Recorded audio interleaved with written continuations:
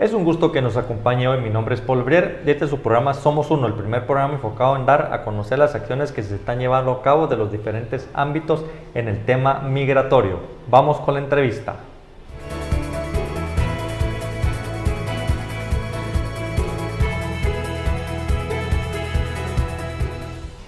Hoy me acompaña Max Santa Cruz. Max es consultor, asesor político y además es un alto conocedor en temas internacionales. Max, bienvenido a tu programa Somos Uno. Muchas gracias nuevamente por la invitación. Un verdadero gusto estar en este espacio en donde verdaderamente se pone atención y se privilegia el tema asociado con los guatemaltecos que viven en el exterior.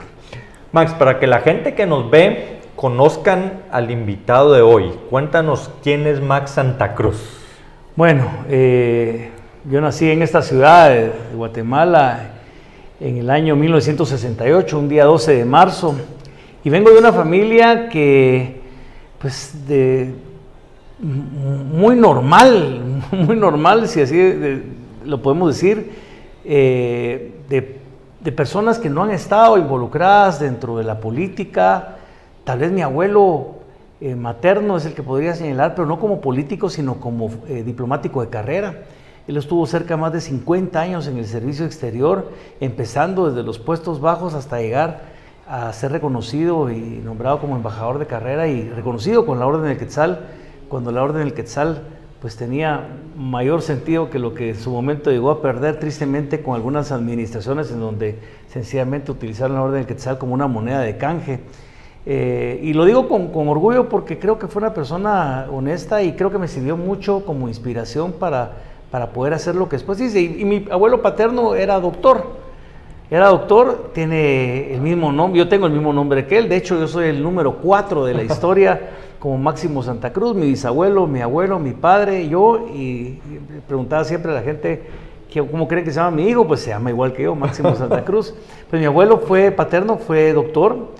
Fue fundador de la urología aquí en Guatemala. De hecho, la sala de urología de San Juan de Dios llevaba el nombre de él.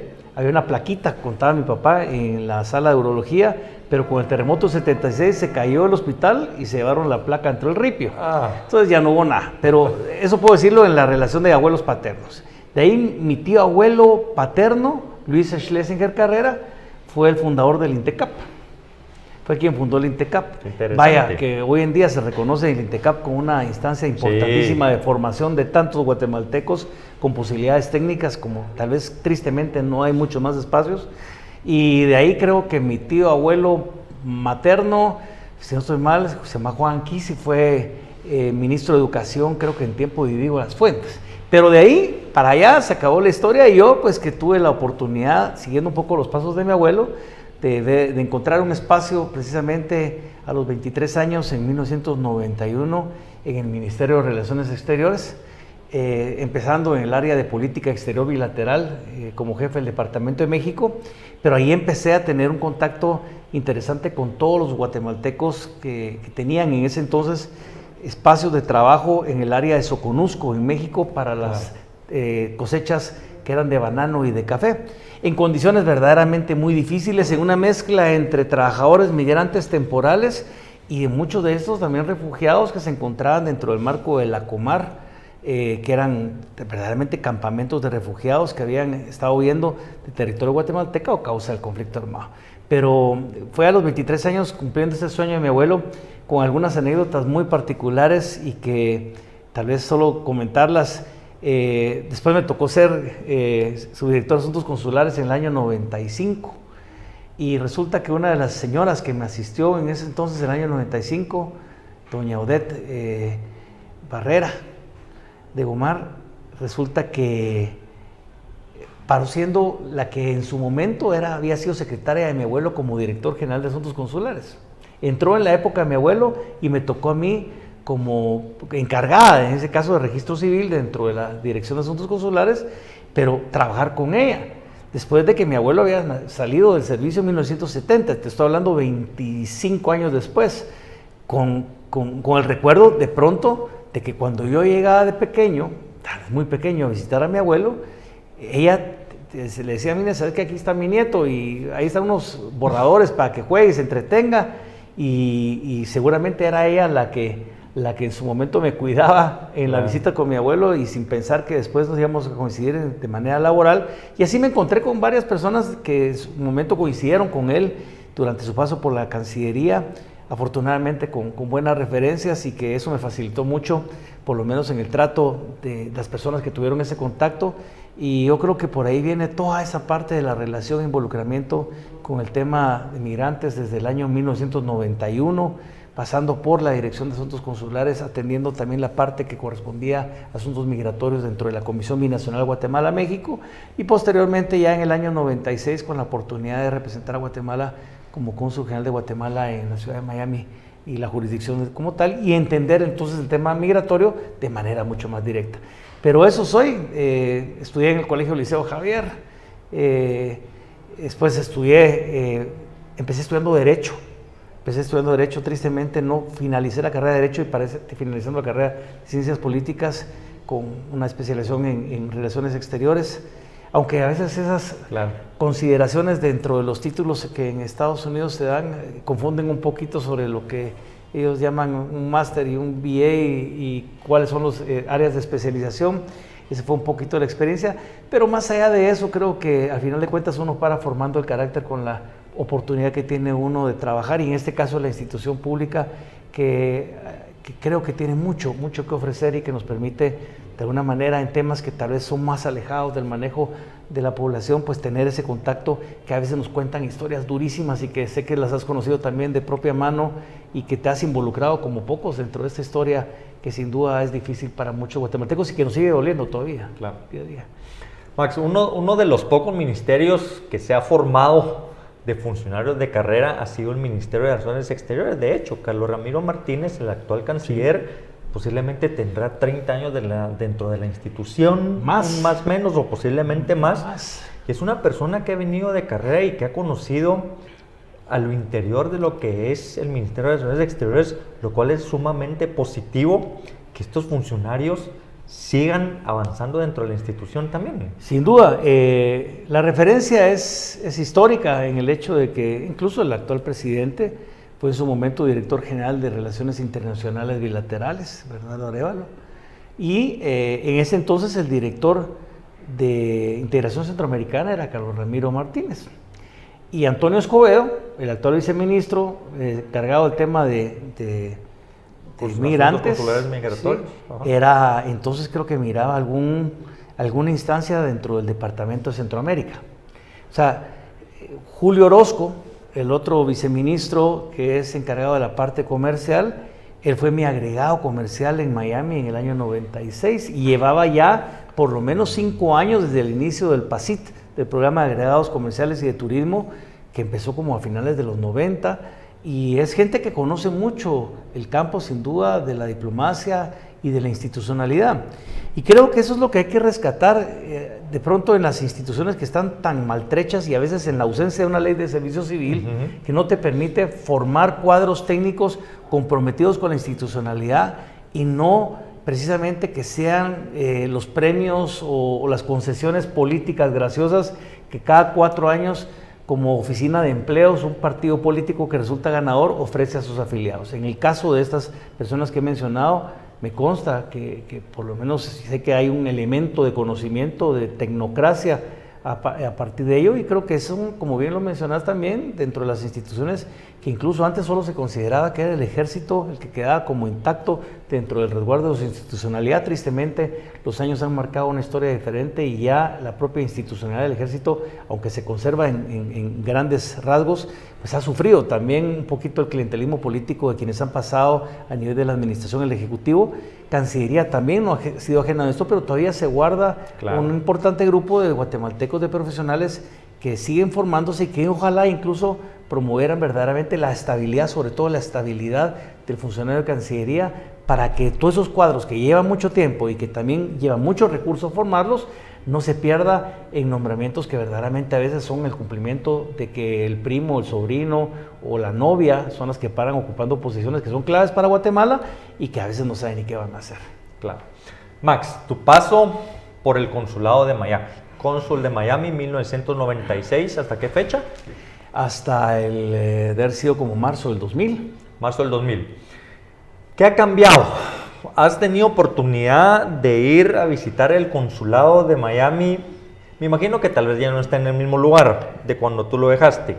No, de hecho no estaba, cuando yo llegué en el año 96, llegué con 28 años recién cumplidos, era el cónsul más joven que había llegado en la historia hasta ese entonces, de la historia del consulado de Miami, que había sido formado creado en 1968 y que tradicionalmente había sido el destino de militares o de parientes de algún funcionario o dirigente político que querían premiarlo con un destino como Miami. Claro. ¿Y por qué? Porque no era lo congestionado que era Los Ángeles, no era la comunidad grande de Los Ángeles, no era lo tradicional de Nueva York, que era una comunidad muy antigua, no era Chicago, no era Houston con los problemas migratorios en frontera, pues se antojaba que Miami fuera muy sabroso irse de cónsul allá.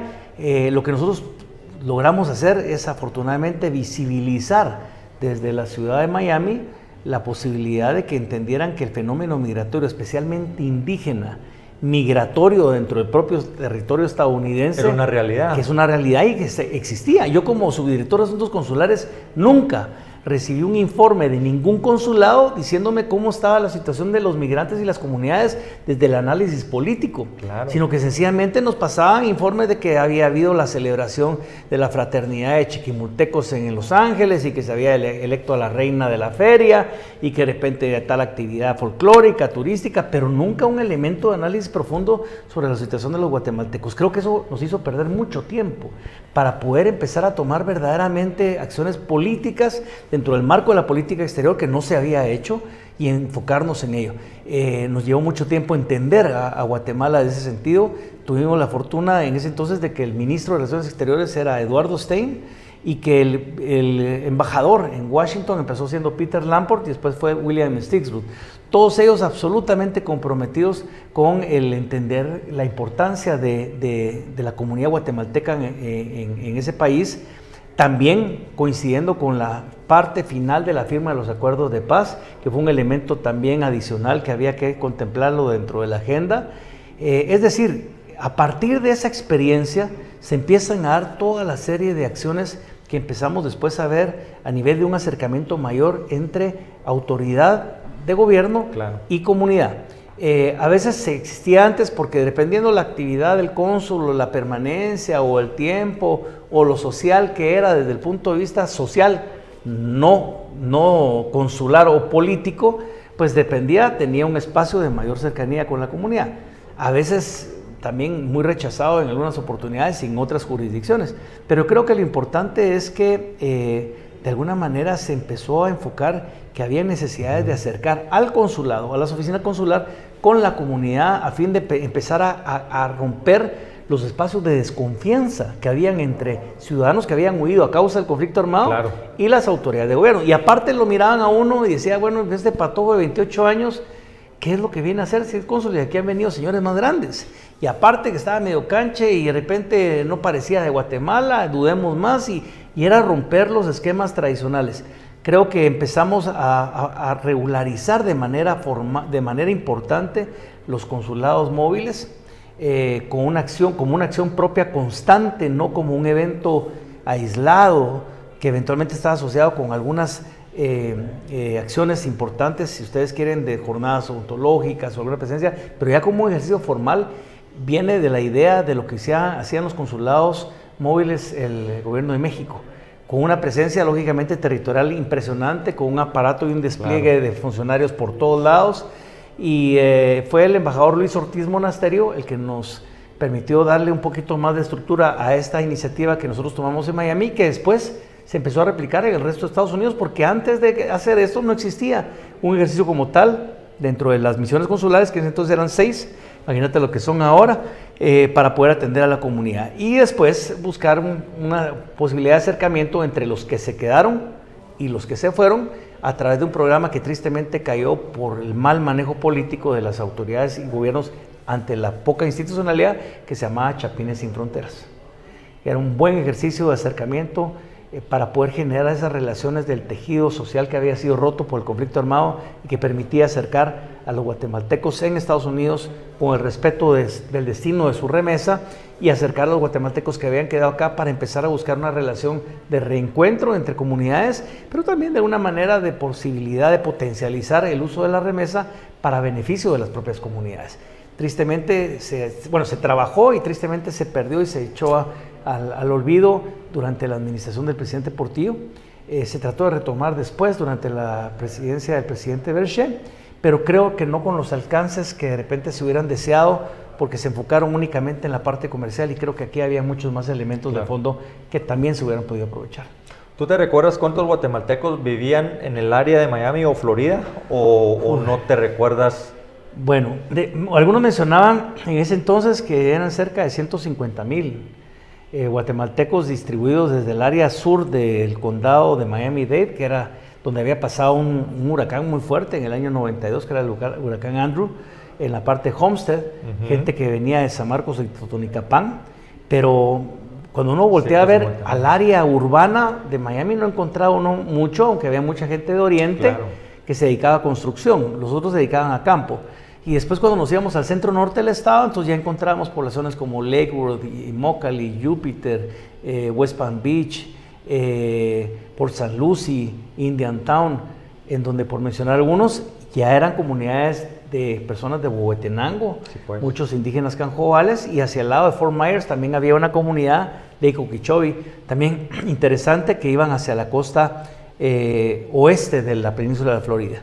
Pero toda esa posibilidad de acercarnos y tratar de evitar que el guatemalteco tuviera que ir al consulado porque perdía tiempo y porque se volvía muy caro el proceso, fue uno, creo yo, de los resultados que se tuvo al acercar al consulado de manera sistemática a la población. Otro era decir, miren, señores, el trámite se hace en el mismo día. A veces teníamos la limitante de contar con el número de libretas de pasaporte, porque ustedes recuerdan que las libretas de pasaporte eran impresas por la tipografía nacional y los criterios que teníamos desde que yo había estado subdirector de asuntos consulares era en la disponibilidad de las libretas que nos enviaba la tipografía, dividir el lote en los consulados donde más se pensaba que se eran a mano, ¿verdad? Eran llenados a mano. Los hacíamos a mano. Eran llenados a Hay mano. anécdotas muy simpáticas con eso y de repente ya suenan como que del viejo, pero del Pleistoceno. Pero nosotros recibíamos las cédulas como único documento de identificación, a veces unas con un timón de barco, eran del área de Izabal, otras con un sombrero y un gallo de por ahí de Zacapa, otras con unos volcanes que tal vez del altiplano, o sea, y la ley de cédulas tenía un tamaño que se estipulaba con ciertas características que tenían que dar una certeza a la uniformidad del documento, cosa que no existía. Por un lado. Por otro lado, muchos guatemaltecos habían llevado sus cédulas en los procesos de migración difíciles cruzando la frontera de manera irregular y se habían mojado, se habían destruido con el tiempo, y uno tenía que tratar de ver qué es lo que esta persona, realmente si era la persona que me estaba diciendo acá o no. Las fotos eran en blanco y negro, a veces decoloridas, y de repente recibíamos cédulas con fotos full color, máquinas de escribir eléctricas, y a veces sin la firma del vecino, del ciudadano.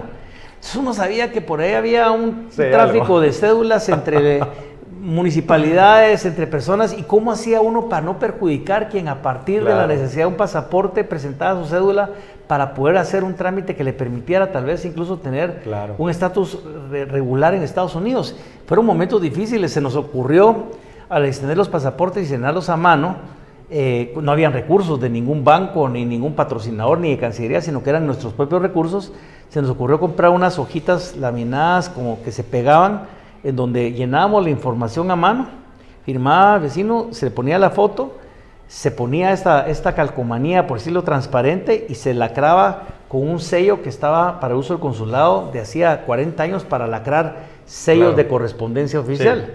Y eso nos permitía de alguna forma tener una especie como de sello de agua que garantizara que el pasaporte no era falso. Pero para que ustedes tengan referencia a esto, estamos hablando del año 96 al año 2000, no hace 50 años.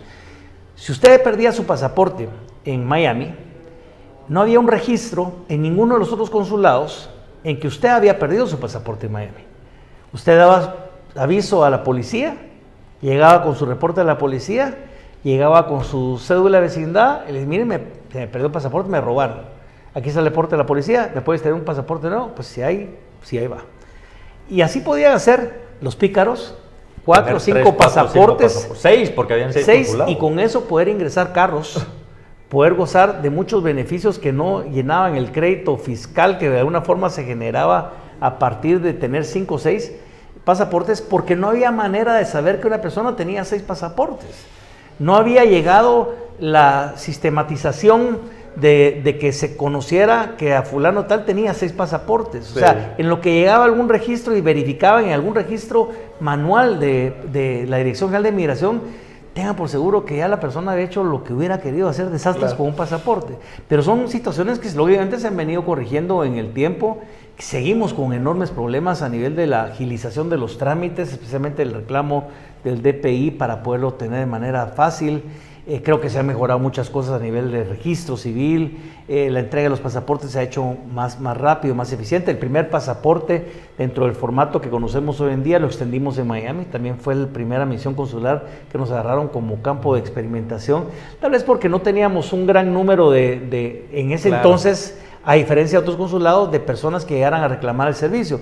Y la oficina del consulado, cuando estabas hablando, la cambiamos, porque originalmente cuando yo llegué, la oficina estaba en Coral Gables, en una oficina pequeña que verdaderamente era una vergüenza.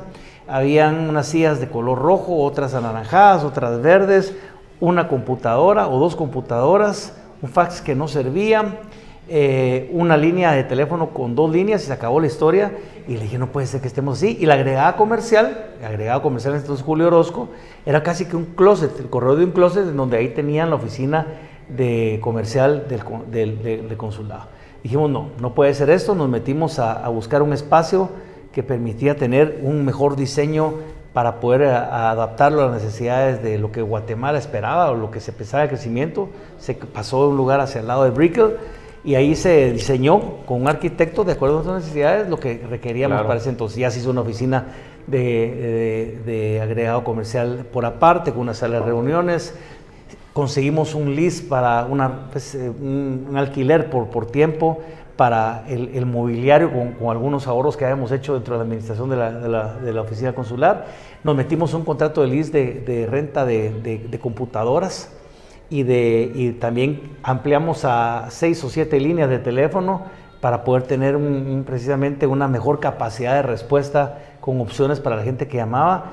Se trató de poner un poquito la dinámica dentro de lo que se requería en ese entonces, que lógicamente a comparación de lo que hoy en día se puede hacer, pues no ha sido mucho, pero para ese entonces era, creo yo, suficiente o bastante para lo que se pretendía de tratar de agilizar los trámites en Guatemala. Así que son experiencias que de repente nos suenan como en el tiempo un poquito de broma y un poquito de anécdota, pero que nos permiten darnos cuenta que hemos logrado avanzar en tal vez 30 años o 20, bueno, hace esto ya 25 años en la salida yo de la oficina consular. Han habido al menos desde ese entonces, si no estoy mal, 1, 2, 4, 5 cónsules desde ese entonces para la fecha.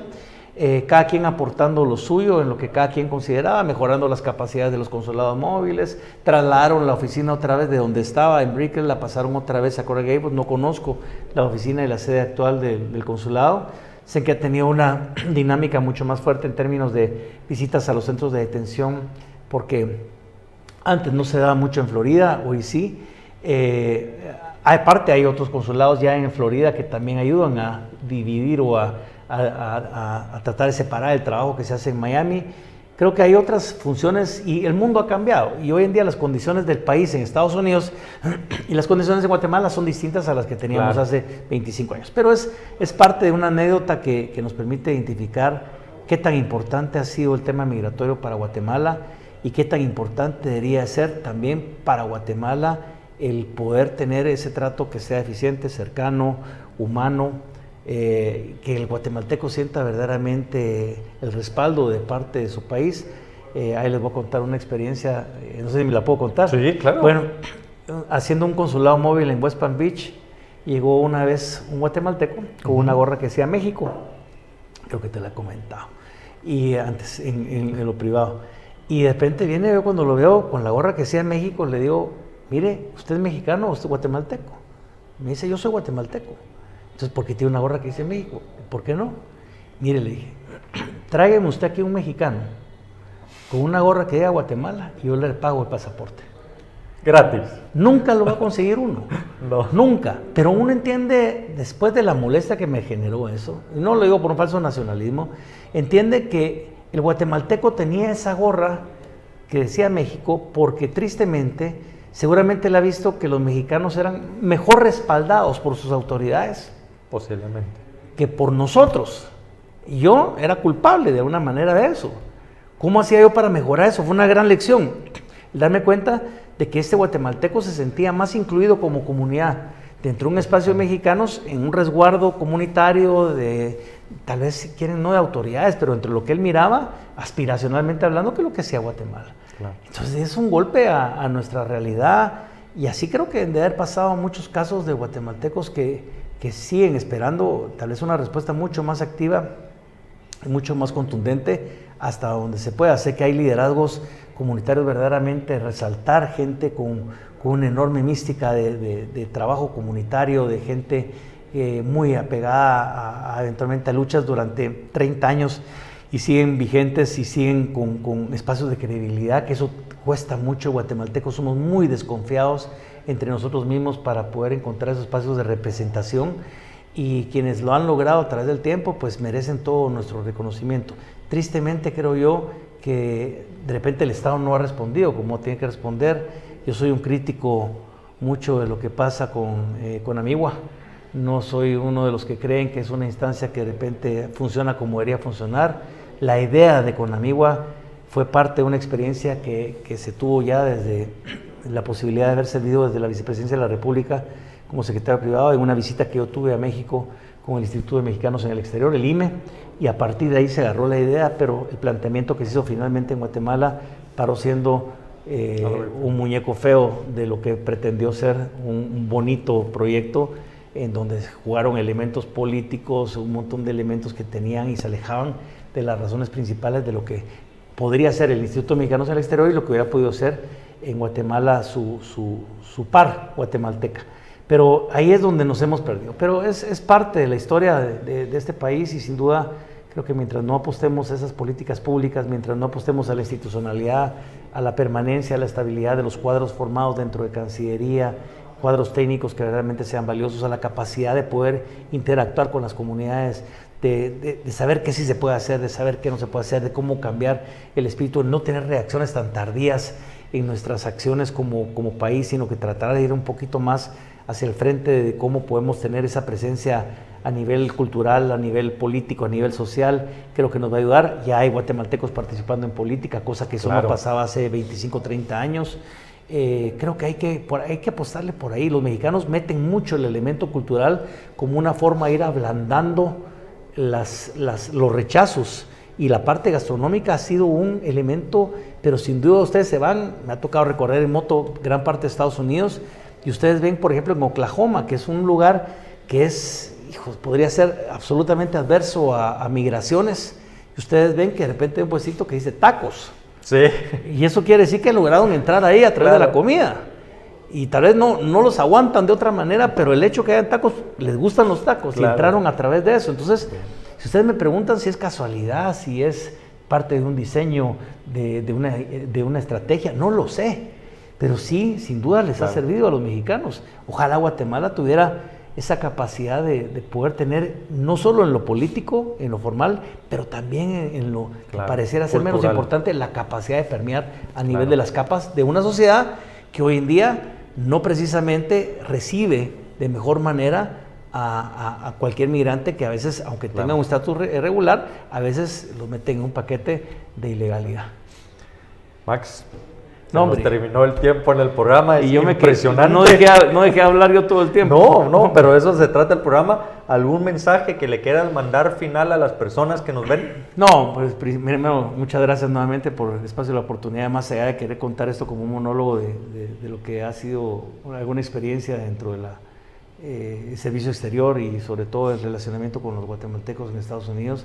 Creo que es un momento en donde, por supuesto, tenemos que seguir apostando por una unidad de país, no importa dónde nos encontremos, tenemos que privilegiar los espacios de diálogo, los espacios de podernos sentar y, a pesar de que haya diferencias y disensos, poder encontrar los consensos, porque hay quienes a lo largo de la historia de este país se han encargado de dividirnos y seguir profundizando en las trincheras de la desconfianza, y así nos sale un país adelante. Sin duda, claro, hay mucho que hacer, mucho que resolver, y no importa la bandera política de quien nos gobierne, pero sí lo que importa es que los guatemaltecos y los ciudadanos tengamos claros cuáles son los objetivos que como país queremos alcanzar todos. Así que creo que si no trabajamos juntos va a ser muy difícil que logremos avanzar como sociedad, de los que están allá y los que nos quedamos acá. Bueno, de verdad, Max, no me queda más que agradecerte, cordialmente invitado para un siguiente programa. Espero ya no... Tenía varios temas, pero está bien, porque cordialmente invitado para un siguiente programa para poder platicar de los otros temas. De verdad, muchas gracias por habernos ilustrado realmente cómo era antes y cómo es el ahora. Y al final creo que es en lo que debemos de trabajar por los guatemaltecos.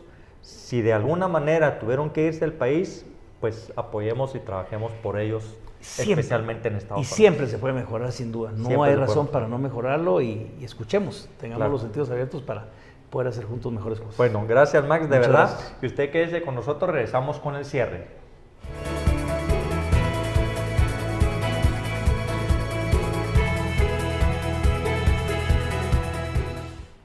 Hoy me acompañó Max Santa Cruz. Pudimos conocer un poco su trayectoria, especialmente en el tema diplomático consular, cómo era la situación en Miami, el consulado de Miami en 1996 al 2000, y cómo ha cambiado ahora, cómo hemos mejorado, porque al final de eso se trata, que mejoremos, y año con año vamos a seguir mejorando y atendiendo a los guatemaltecos de la mejor manera que se pueda, especialmente en Estados Unidos, porque sabemos que el 96% de guatemaltecos que decían migrar, pues van a Estados Unidos.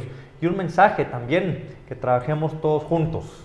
Creo que es lo importante, que trabajemos en beneficio de los guatemaltecos, que es lo más importante que tenemos nosotros en el país, a los guatemaltecos, a nuestra gente.